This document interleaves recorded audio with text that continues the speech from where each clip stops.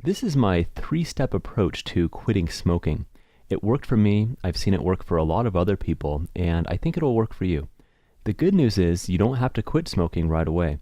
In fact, assuming you haven't already quit, I suggest you smoke for a couple more days while applying the concepts that we'll cover.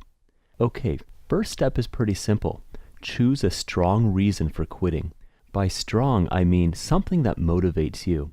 Sure, we all know that smoking may lead to cancer, amputation, impotence, strokes, oxygen tanks, so on and so forth. But if you're like me, that stuff's not much of a motivator until you're actually sick. The fact is, I started smoking when I was a teenager, and back then I didn't care about living a long life. And as a young person, I rationalized in my mind that I'd rather live a short, enjoyable life than a long, non-enjoyable one. But what I've realized since then is a massive error in that thinking. The fault is in believing that smoking is enjoyable and contributes to a good life. If you think that the act of putting a cigarette in your mouth, inhaling and exhaling smoke is enjoyable, try herbal cigarettes. They're kind of hard to find because no one continues buying them, and there's a reason for that. They provide no satisfaction, meaning no relief from the nicotine addiction and therefore zero mental benefit. After trying that myself, it was pretty clear to me that smoking itself was not actually enjoyable.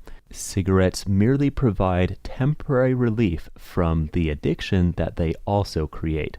Yes, all they do is provide relief from a withdrawal feeling that they create to start with. If it sounds ridiculous and illogical, that's because it is. But back to step one, choosing a reason for quitting that motivates you. This is going to be different for everyone, but for me, I simply had to look at the reasons I started smoking. As a teenager, I thought smoking was a symbol of individuality, rebelliousness, and freedom. But years later, just the opposite had become true. Rather than freedom, I was a slave to cigarettes emotionally and financially. Also, when I started smoking, I saw cigarettes as a form of social connection. Sure, it may have been an exciting and socially bonding experience to do something that was forbidden when you're a kid, but years later, it was just the opposite. Smoking was constantly interfering with social connection because I was almost always thinking about smoking when I could have been enjoying time with friends and family. And as far as meeting new people while being a smoker, this isn't the 1920s anymore. Smoking is definitely a social barrier these days.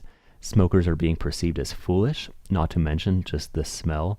I myself am guilty of silently judging a friend whose smoking breath was so bad that it almost made me throw up. And that relates to another reason for quitting that motivated me personally. I simply didn't want to smell like cigarettes anymore. I like breathing fresh air and smelling fresh air. And every day that I can do that as a non-smoker is a better day now.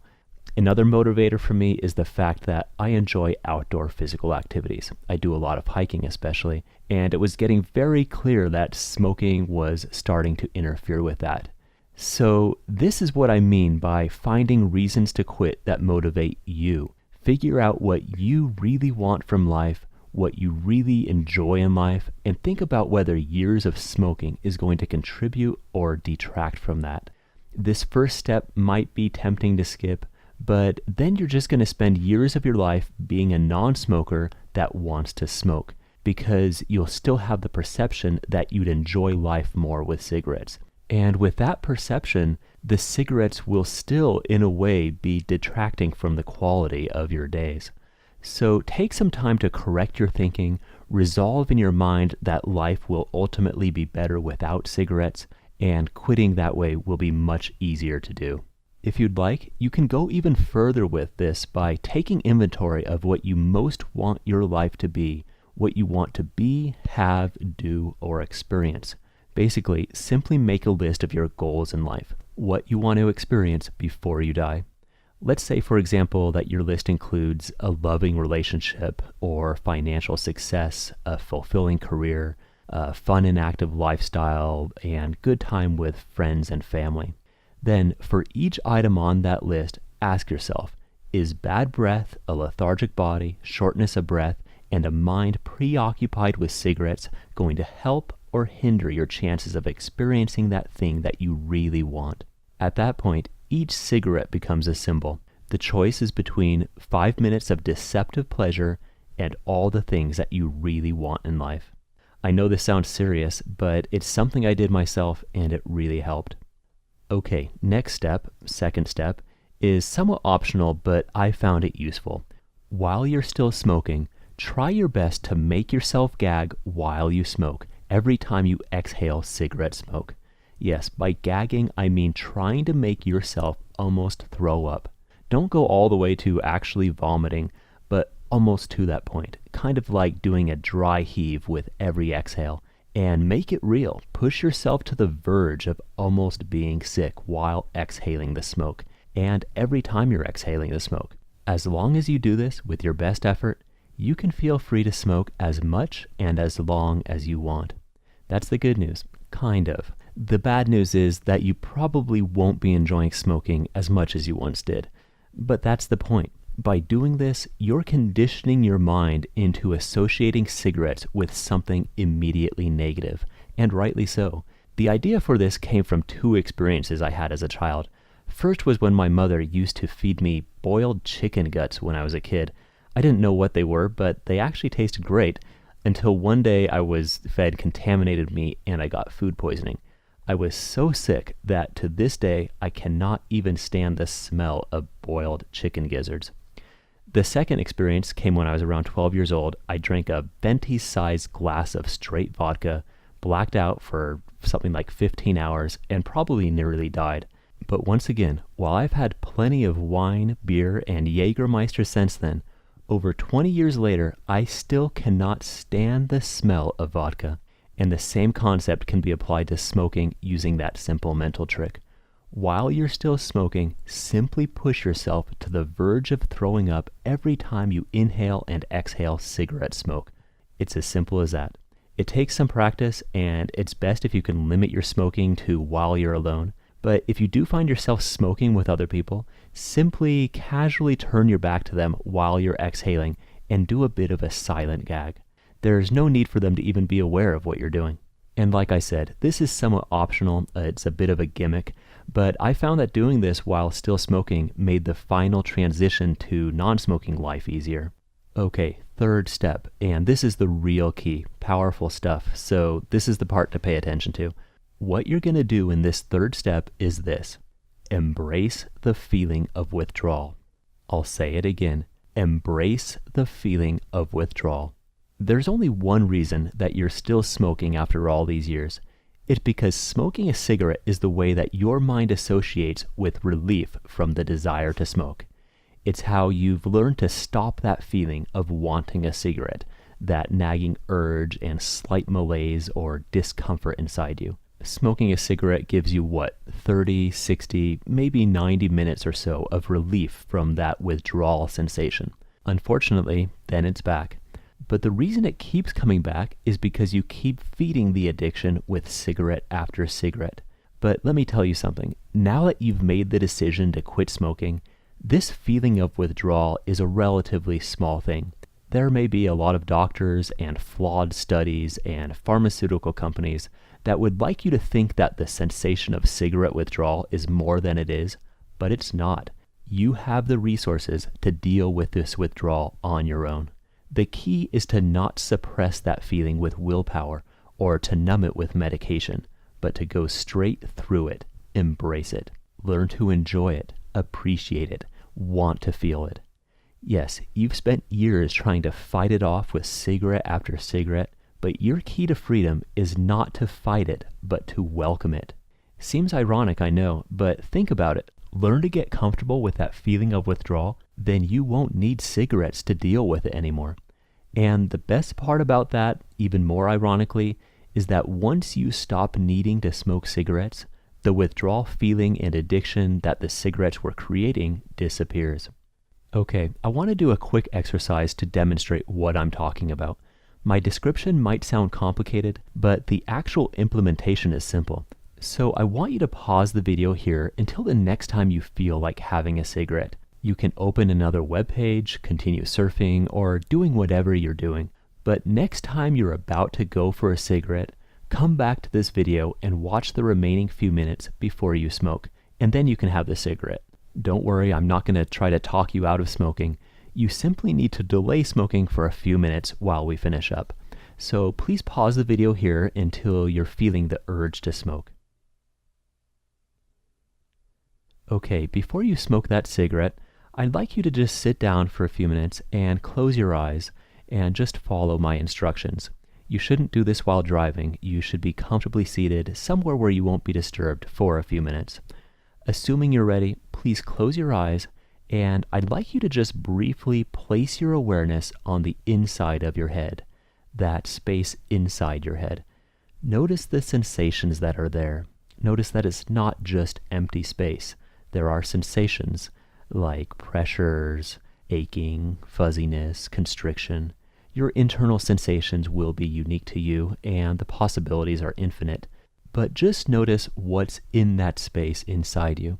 Let the sensations be there. Don't try to change them. Just notice and observe them. Now, move your awareness to the area inside your lower body, from your neck down into your chest and stomach area. Again, just notice the sensations in that space. Observe what's there and let it be there. Don't try to change it. Let those sensations be where they are. Okay, now somewhere inside or around your body is going to be that sensation of wanting to smoke, that urge to have a cigarette, that feeling of withdrawal. Or it might not be a pure wanting, it might be a stress or an anxious feeling, or anger or boredom, a feeling of emptiness. Really anything. There's some sensation in your body that your mind is using as an association for wanting a cigarette. There's a sensation inside you that's driving your urge to smoke. This isn't as complex as it sounds. It could just be a pure wanting or urge sensation. Whatever it is, I want you to use your best judgment to find that sensation within you. Just locate that place in your body where that sensation is, or it may be an overall sensation. Whatever it is, take a minute to find that sensation and then just place your awareness on it. Observe it as if you're listening to it. If you need some time to find this sensation, please pause the video. If not, I just want you to place your awareness on that sensation now for a few moments. Again, don't try to change it or suppress it. Let it be there and watch it acceptingly.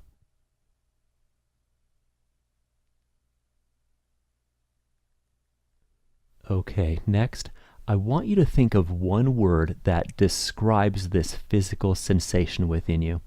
I don't mean an emotional word like stress, sadness, or agitation, but rather a word for the physical characteristics of the sensation. Examples might be tightness, constriction, cloudiness, smooth, any description of the main physical characteristics of that feeling. You don't need to be exact, just find one word for practice right now. Okay, let's assume your word is pressure. I want you to keep your mental awareness on that sensation, watching it with your mind's eye, and repeat the following words to the sensation as if you're speaking to it. Hello, sensation. You are a pressure inside my body. I can handle you. I am able to be with you.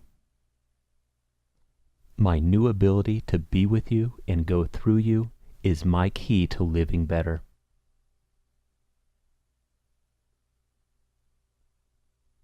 I want to know you. I accept you as you are. I let you be as you are. Okay, you can go ahead and open your eyes now. Speaking inwardly like this might seem a little strange at first, but it's really just a means to an end. If you practice this for a few days, you'll see how powerful it is. Learning to get comfortable with that feeling of withdrawal inside you is the key to freedom from cigarette addiction. Life can be so much more than a never-ending quest to relieve ourselves of minor internal discomforts like nicotine addiction. Stress, anxiety, addiction, what most people are doing to try to suppress their internal feelings is exactly what's creating more of this stress or anxiety or addiction in the first place. and it makes us slaves to all sorts of illusions that we mistakenly think will bring relief for us. Okay, I don't want to get too philosophical because this is an extremely practical technique. You don't need to understand how or why it works in order for it to work. So practice often. I think you'll be very pleased with the results. And also, don't forget about the first step. Once you have a true vision for your life, one that you fully understand is much better without cigarettes, the motivation to smoke or to ever smoke again will simply be gone. Alright, I hope something in this video helps you in your transition back to being a non-smoker. This advice might not be right for everyone, but it worked amazingly well for me, and I've seen it work for a whole lot of people now. If something about it seems right for you and you'd like to reinforce your efforts, please check out my free audio at mc2method.org. Again, that's a free audio and you don't need to sign up for anything. The URL again is mc2method.org. Thank you for watching.